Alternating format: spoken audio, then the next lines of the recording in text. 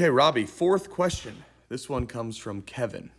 Hi, Robbie. Love your solo craft and rhythm craft. Thank you. I'd love for you to include how to connect modes together in a real song. I'm familiar with modes in general, but I struggle to put them all together when chords are flying by on real songs, which are almost never purely modal. So I often feel like by the time I've figured out what the chord mode combination is for a measure, that measure is gone, and now there's a new chord mode combo to deal with in just 2 seconds or less. Okay, so Kevin, first of all, thank you for the compliments, and thank you for investing in the courses.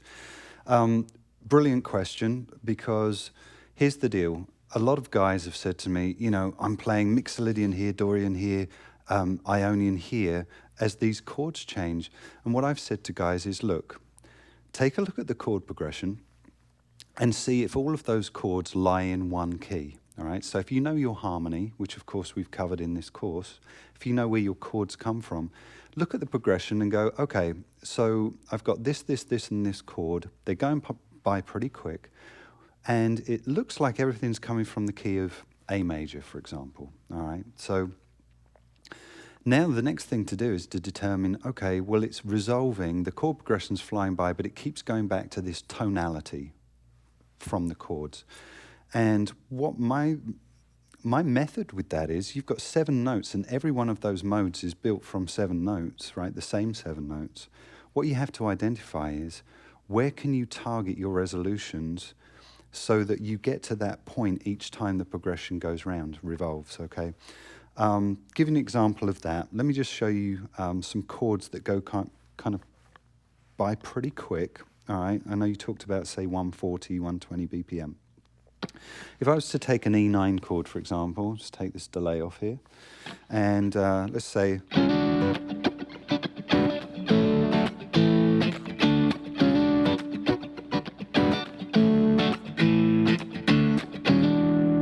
okay, so that's a kind of quick chord progression there. We've got an E9 chord, B minor 7, A, D, E9. Now, if I know my theory, I know that the 5 chord in the key of A is a dominant chord, so the E7. So I'm thinking, okay, my chord here that I keep going back to is the 5 chord in A. Well, let's look at the other chords.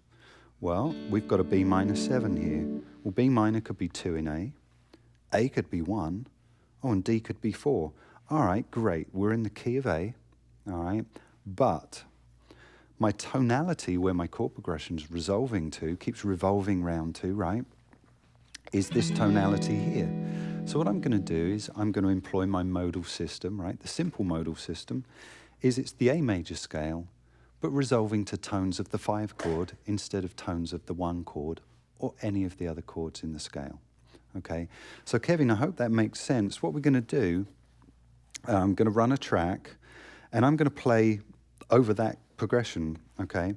And I'm going to target arpeggios and some other nice lines, focusing on the 5 chord. All right, I'm not thinking about Dorian here for the 2, Ionian here for the 1, or Lydian here for the 4.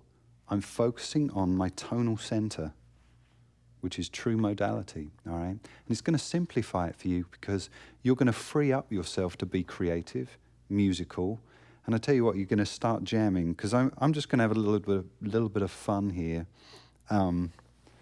I guess just playing some nice licks, because I don't worry about the chord changes, all right? So let's pull up that track, and I'm going to jam to it for you a little bit and see where we go.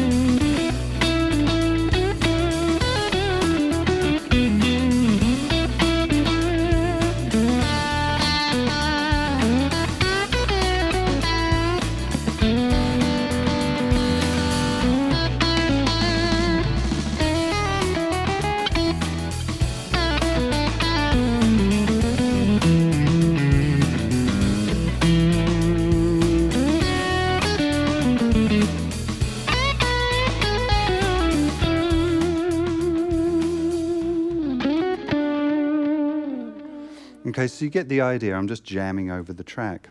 But I'm not focusing on the other chords because I know my resolution point and my tonality is the 5 chord. Anyway, I hope that kind of gives you some insight into how you can free yourself from the confines of the old way of looking at the modes and try and look at it a new way and free yourself up from that and look at tonal centers, not trying to outline every chord as they fly by, okay?